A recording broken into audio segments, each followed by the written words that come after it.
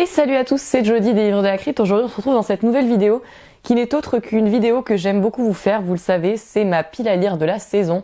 Alors bien sûr, comme il y a le challenge de la crypte, cette pile à lire sera moins fournie puisque j'ai déjà beaucoup à faire pour le challenge de la crypte. D'ailleurs j'avance plutôt bien cette année, je suis assez contente parce que l'année dernière c'était un carnage en termes de score. Là je pense que cette année ce sera un peu mieux. Alors ce ne sera peut-être pas complété en intégralité mais ce sera un peu mieux.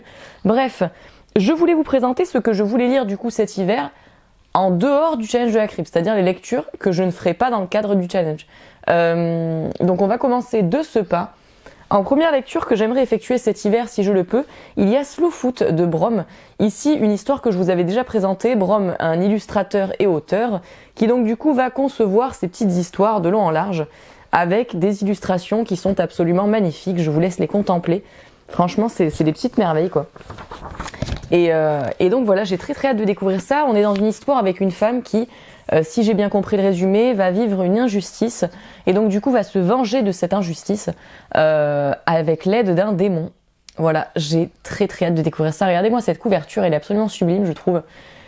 C'est en anglais, voilà, chose à savoir hein, pour ceux qui ne lisent pas en anglais. C'est en anglais, je ne sais pas si ça sera traduit en français, mais en tout cas pour le moment, ce n'est qu'en anglais. Autre livre que j'ai envie de lire cet hiver, c'est Histoire de fantôme complète de Montagrot James. Montagrot James, c'est un auteur classique du fantastique et j'ai très envie de découvrir ces petites histoires de fantômes. Ça fait tellement longtemps que j'attends de trouver un livre qui traduit les histoires de fantômes de Montagrot James en français parce que c'est une tannée à trouver. Sachez-le, j'en avais trouvé un il y a longtemps mais je l'ai pas retrouvé du coup, donc j'étais coincée. Et j'ai retrouvé cette vieille édition Néo qui en fait traduit ces histoires. Donc évidemment, quand on est une amatrice de fantastique et d'histoires d'horreur comme moi, c'est un classique à découvrir dont évidemment je vous parlerai. J'ai envie de lire également le second tome de Resident Evil, donc de la saga Resident Evil par S.D. Perry, qui sont évidemment, comme leur nom l'indique, des novélisations du jeu du même nom, dont je suis absolument fan. Le premier tome reprenait l'histoire du 1. Le second tome, on m'a dit, vous m'avez dit que ça reprenait pas tellement de jeu en fait, que c'était plutôt un freestyle, un peu une histoire romancée assez particulière. Donc j'attends de voir ce que cela donne, parce que du coup je ne sais pas du tout à quoi m'attendre concernant le 2. Donc ici la crique de Caliban, ou de Caliban, voilà. Donc on verra, je vous dirai ce qu'il en est, mais je ne sais pas tellement ce que cela va reprendre. Autre lecture que j'aimerais faire évidemment, c'est la lecture du Labyrinthe de Pan de Guillermo del Toro et Cornelia Funk. Vous connaissez toute cette histoire, l'histoire d'Ophélia qui va tomber dans un monde très particulier, avoir une mission très particulière. C'est un livre qui est illustré, j'ai adoré le film du même nom, que pour ceux qui ne connaissent pas ou qui ne l'ont pas vu, vous avez forcément vu une image avec cette bestiole qui a des yeux comme ça sur les mains pour observer. C'est juste génial et c'est pour ça que j'ai envie de lire le livre parce que je veux me replonger un peu dans l'ambiance du film que j'avais tant aimé. Et puis là, en plus illustré, ça va être un régal, je pense. Donc là, vraiment une lecture plaisir, purement plaisir pour cet hiver. Autre livre que j'ai envie de lire pour cet hiver. Alors ce livre, ça fait je ne sais pas combien de temps que je vous dis que je dois le lire. Je vous l'ai présenté dans plusieurs piles à lire, dans plusieurs trucs de présentation, bref. Et je l'ai toujours pas lu.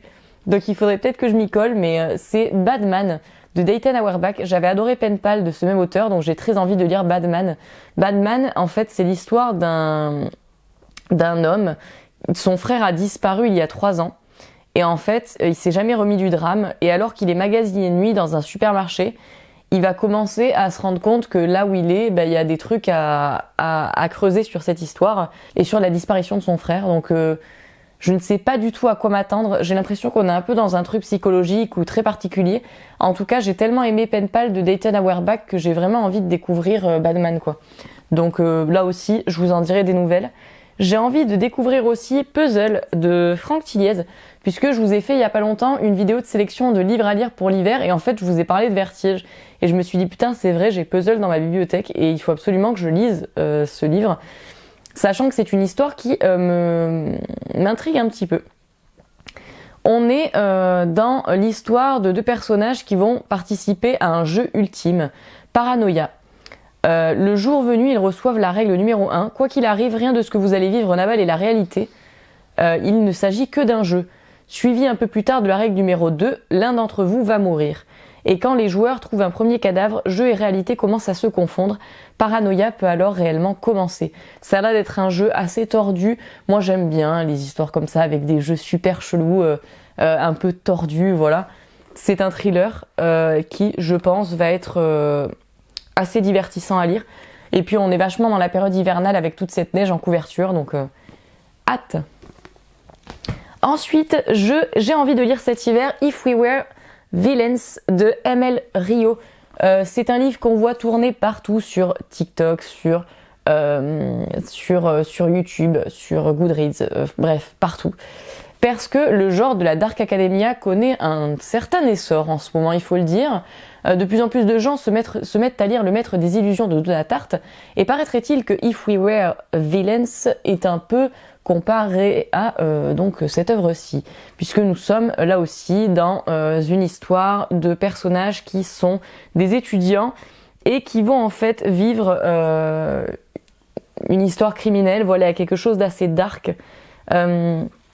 Un des 7 amis de cette bande est retrouvé mort, voilà. Et donc du coup, ils doivent convaincre la police qu'ils ne sont pas coupables, etc.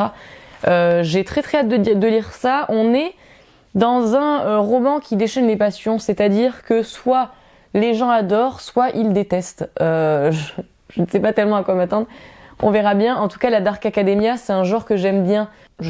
Pour ceux qui ne savent pas ce que c'est un genre souvent où t'es dans une fac, où t'es dans un contexte où en gros il y a des élèves et tout, et il se passe des trucs très dark, bref.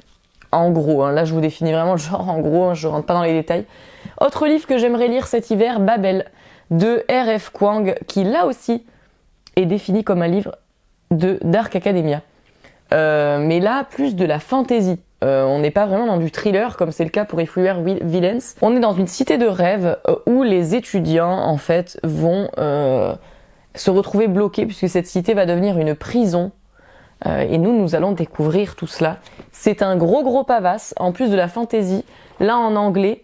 Donc on verra. Je vais voir si j'y parviens parce que la fantasy en anglais souvent moi c'est chaud parce que comme vous le savez évidemment en fantasy t'as des termes qui n'existent même pas en français qui sont totalement inventés de pièces. Donc quand tu les lis en anglais des fois t'es un peu paumé. On verra bien. C'est de la Dark Academia, de la fantasy. J'aime bien des fois sortir de ma zone de confort en termes de lecture donc ça sera l'occasion. J'ai envie de lire aussi cet hiver Mrs. Dalloway de Virginia Woolf. C'est un classique énorme. Virginia Woolf, ça fait très longtemps que j'ai envie de lire son œuvre puisqu'on en parle comme d'une autrice féministe extrêmement talentueuse. Donc j'avais très envie de lire ça. J'ai beaucoup hésité pour celui que j'allais commencer en premier. Et puis je me suis dit Mrs. Dalloway, ça semble être pas mal vu que on en parle comme presque de son roman le plus connu.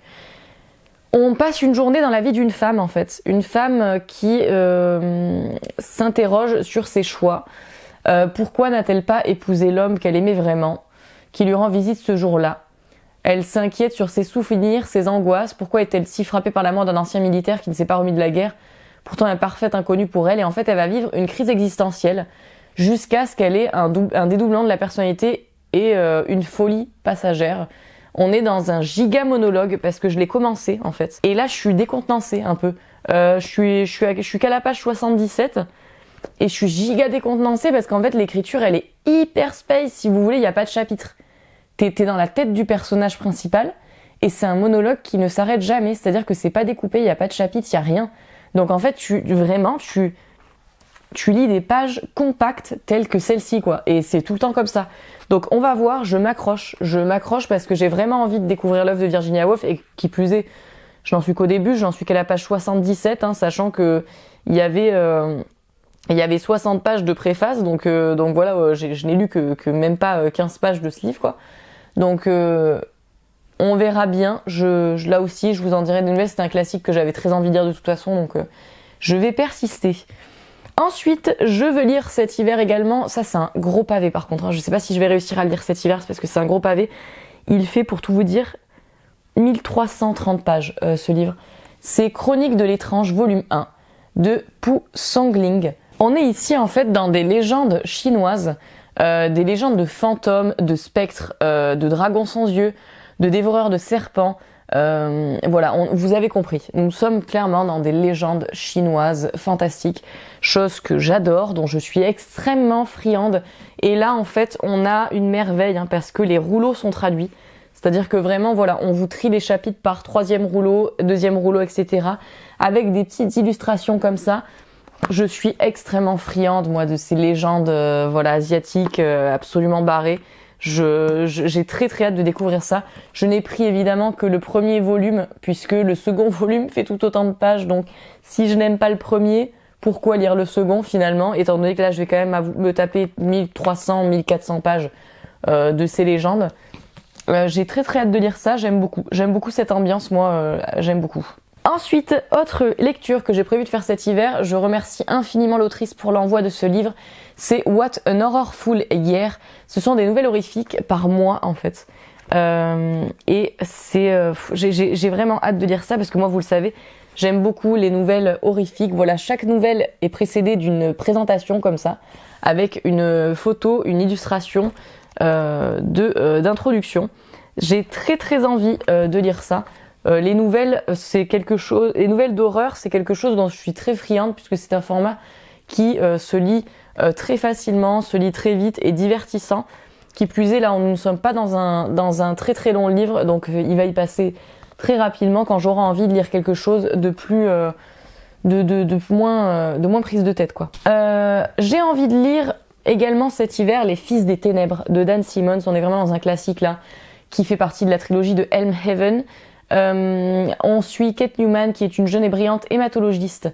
Elle débarque à Bucarest afin de se consacrer aux orphelins atteints du sida et elle va découvrir l'étrange cas d'un bébé Joshua qui à chaque transfusion développe pendant un court laps de temps une formidable résistance à la maladie. Elle ne s'imagine pas que le cas de cet enfant va l'amener à s'aventurer dans les mystères d'un pays marqué par les légendes de vampires et le souvenir du terrible Vlad Tepes. Voilà, ça a l'air d'être une histoire de vampires. Ça me donne très envie. Cette illustration de Bekchinski, je vous l'avais déjà dit en couverture, mais qu'est-ce que c'est judicieux. Et ces pages toutes jaunes sur le tour, voilà. On verra bien ce que ça donne. J'avais bien aimé Nuit d'été, j'espère que ça va continuer. Voilà, ça m'a bien hypé pour cette trilogie. Je vais continuer avec Les Fils des Ténèbres, donc une histoire de vampire.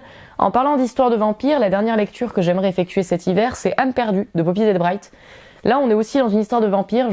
J'avais ri avec vous lorsque je l'avais présenté dans une autre pile à lire parce que ça me faisait penser vachement à une vibes très émo, tu vois, dans le traitement. Puisqu'on va suivre Nothing. Nothing, il a 15 ans.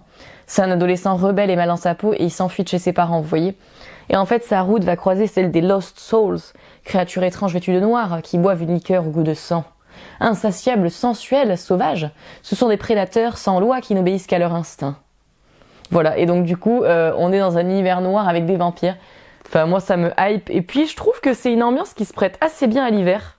Voilà, ces petites histoires de vampires. Donc, pour cela aussi, je vous en dirai des nouvelles. Voilà, je vous ai présenté ma petite pile à lire de cet hiver.